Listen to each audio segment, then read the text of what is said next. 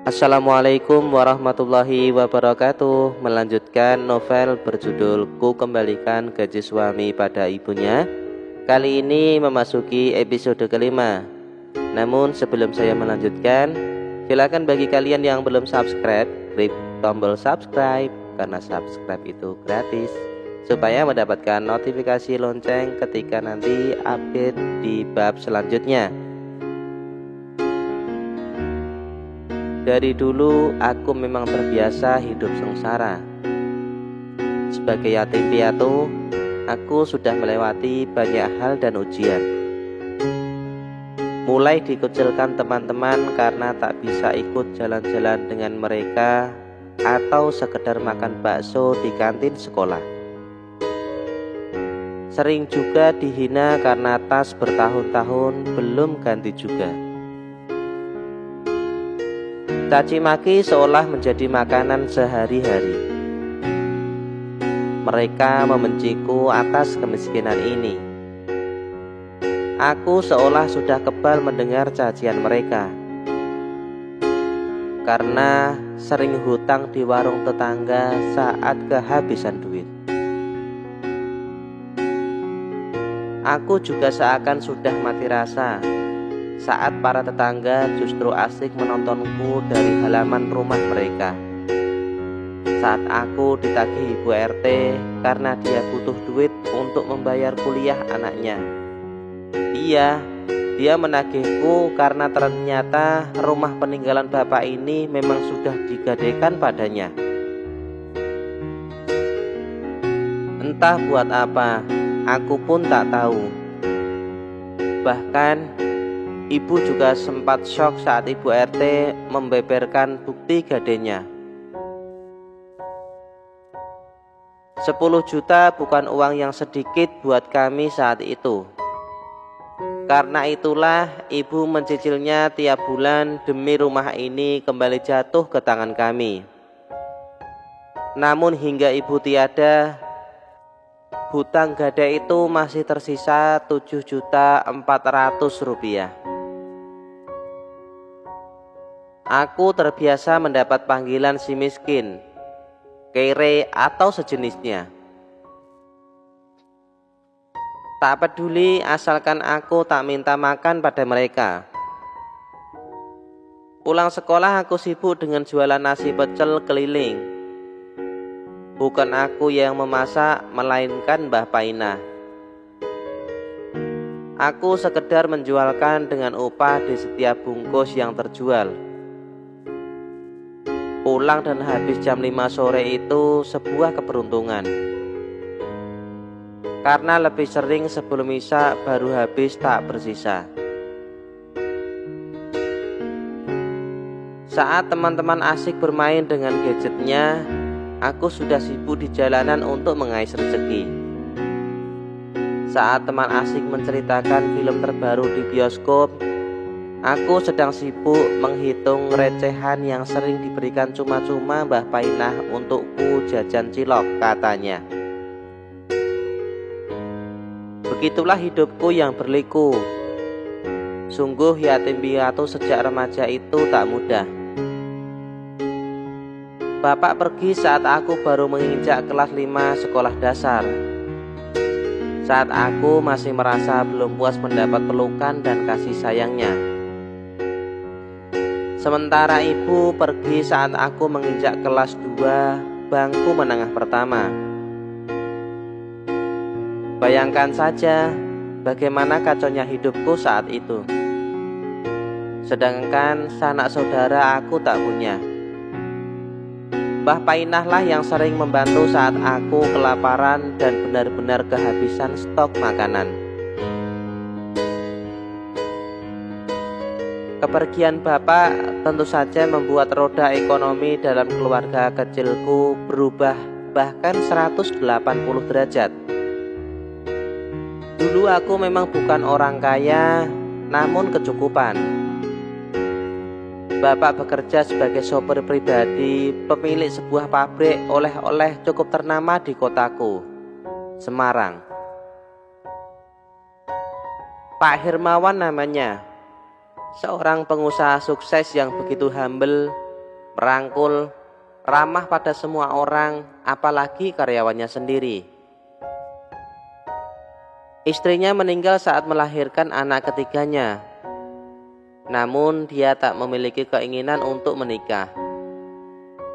Fokus membesarkan ketiga anaknya biar jadi orang sukses katanya. Mbak Sania, Mas Hengki, dan Mas Davin.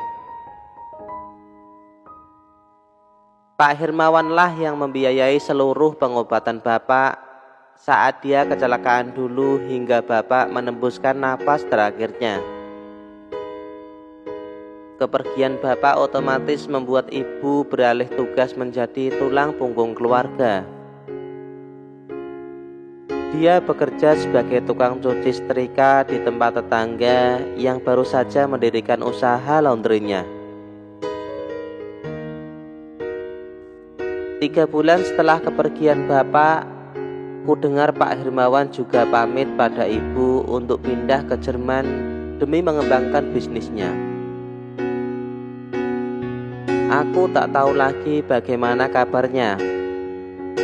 Pak Hirmawan menghilang begitu saja tanpa kabar.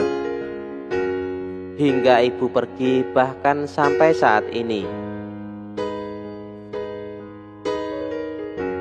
Arin, kamu gadis yang baik dan pintar.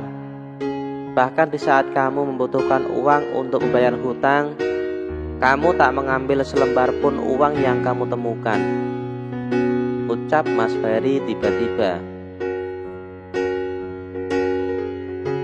Dia laki-laki yang kemarin ku kejar untuk mengembalikan dompetnya. Dompet itu jatuh di parkiran toko, tepat saat aku pulang karena sudah ganti shift dengan yang lain.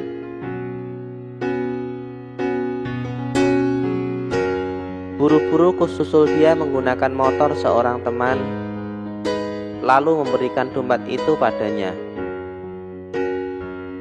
Tanpa membuka apa saja isi di dalamnya. Iya, 2 tahun lalu. Aku masih sangat mengingatnya karena bagiku dia adalah malaikat tak bersayap yang dikirimkannya untukku. Saat itu aku baru saja mendapatkan omelan Bu RT karena belum bisa mencicil hutang rumah ini kembali. Gajiku hanya cukup untuk sebulan karena aku sakit dan tak masuk beberapa hari. Otomatis gajiku terpotong karenanya. Kurang berapa hutangnya? Tanya Mas Ferry saat itu. 3.240.000 Mas, jawab Bu RT cepat. Dia melirik ke arahku penuh tanya. Biar saya lunasi, sekalian minta kwitansinya ya Bu, ucapnya serius. Tapi Mas, Bu RT tampak tersenyum bahagia mendapatkan uang itu dari laki-laki di depannya, lalu gegas pamit pulang. Lunas Rin, kamu beruntung memiliki pacar sepertinya, ucap Bu RT sebelum pergi, membuat wajahku memerah seketika. Terima kasih banyak atas bantuannya. Aku janji akan mencicilnya Mas, ucapku lirih. Kuseka sudut mataku yang basah. Enggak perlu Rin, anggap saja itu bonus buat kamu, karena aku yang seharusnya berterima kasih padamu. Kamu sudah menemukan dan mengembalikan dompet kecil ini padaku. Dompet ini isinya beberapa lembar uang dan 5 keping logam mulia yang akan aku titipkan ke bank. Tak tahu kenapa terjatuh di parkiran. Kalau bukan kamu yang menemukan, mungkin malah hilang begitu saja. Rugi banyak aku, ucap Mas Ferry sembari tersenyum. Pertemuan pertama itulah yang membuatku semakin dekat dengannya. Dia yang dewasa, baik dan perhatian. Dia juga sangat sopan dengan orang yang lebih tua. 3 bulan setelahnya, dia menepati janjinya dengan datang melamar. Hingga akhirnya aku benar-benar menikah dengannya. Mas Ferry membawaku meninggalkan rumah dan kota yang penuh kenangan di Semarang menuju Yogyakarta, tempat di mana dia ditugaskan dari kantornya. Sementara rumah peninggalan bapak dan ibu sudah aku wakafkan untuk tempat mengaji. Biarlah amal jariah itu terus mengalir untuk bapak dan ibu di alam sana. Istrimu makin hari makin kelewatan, Fer. Bikin malu keluarga, apalagi suami. Ucapan ibu yang cukup keras membuatku sedikit terlonjak.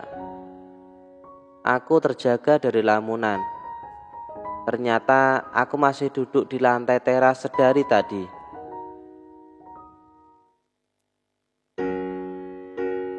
Suara televisi terdengar cukup berisik, namun aku masih bisa mendengar suara ibu yang sedang menelepon seseorang.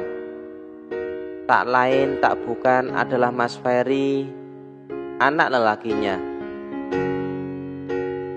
Ibu yang terbiasa menyalakan speaker saat menelepon membuatku bisa mendengar suara Mas Ferry cukup jelas, meski tercampur dengan suara TV.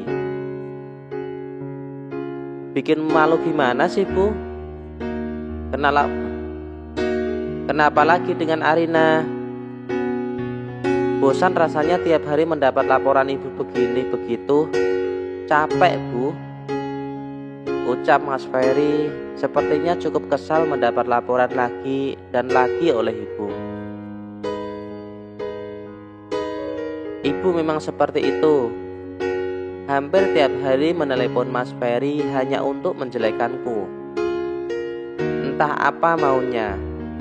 Kadang aku juga tak habis pikir kenapa ibu bisa sebenci itu padaku. Gimana gak kesal?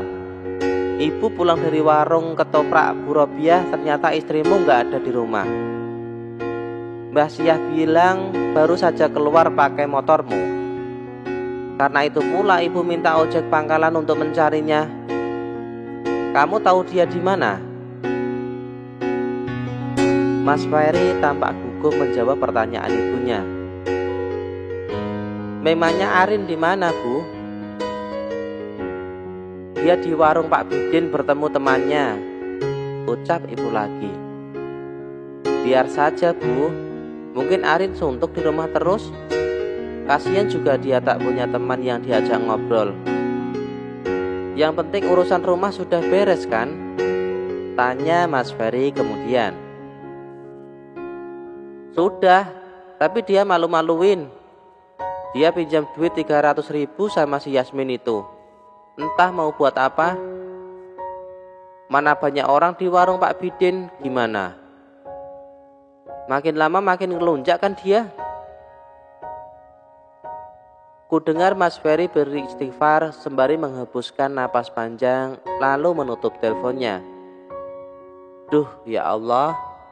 Entah apa lagi yang akan terjadi setelah ini.